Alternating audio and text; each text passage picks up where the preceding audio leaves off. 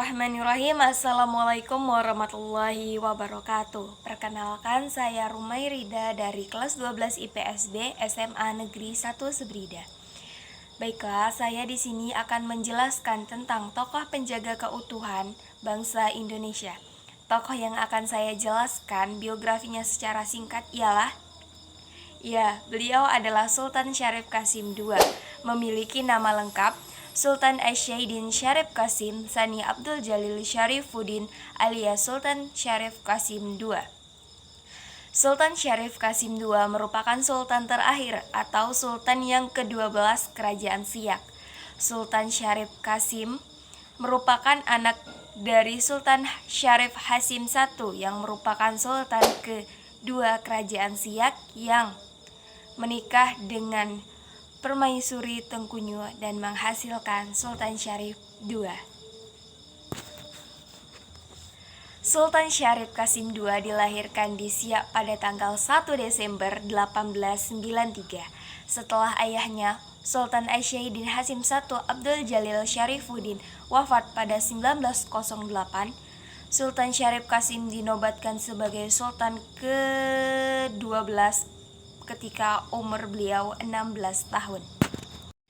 Namun, karena beliau belum cukup umur dan tengah menempuh pendidikan di Batavia, Sultan Syarif Qasim II dinobatkan sebagai Sultan Kerajaan Siak Indrapura pada tanggal 13 Maret 1915 dengan gelar Sultan Asyaiddin Syarif Hasim Tsani Abdul Jalil Syarifuddin. Di bawah kepemimpinan Sultan Syarif Qasim II, Siak menjadi ancaman bagi pemerintahan Hindia Belanda. Karena apa? Karena beliau menunjukkan secara terang-terangannya penentangan terhadap penjajah. Dengan lantangnya, Syarif Qasim II menolak Sri Ratu Belanda sebagai pemimpin tertinggi para raja di Kepulauan Nusantara, termasuk Siak. Sultan Syarif Qasim II dihormati orang tidak hanya karena kedudukannya sebagai raja, tapi karena satunya kata dengan perbuatannya. Beliau tidak hanya mendukung aksi NKRI dengan kemerdekaannya, tapi juga maklumat dan pernyataan politik saja. Tetapi tidak itu saja, beliau juga menyumbangkan harta miliknya dengan jumlah yang sangat besar, yaitu 13 gulden atau setara dengan 1,74 triliun untuk mendukung kemerdekaan NKRI. Pada usia 74 tahun, beliau tutup usia di Rumbai, Pekanbaru pada tanggal 23 April 1968. Dimakamkan di dekat Kerajaan Siak. Atas dedikasinya beliau dalam perjuangan kemerdekaan dan atas semakin berkembangnya wilayah Siak, khususnya dan Riau pada umumnya. Namanya digunakan sebagai nama bandara internasional di kota Pekanbaru.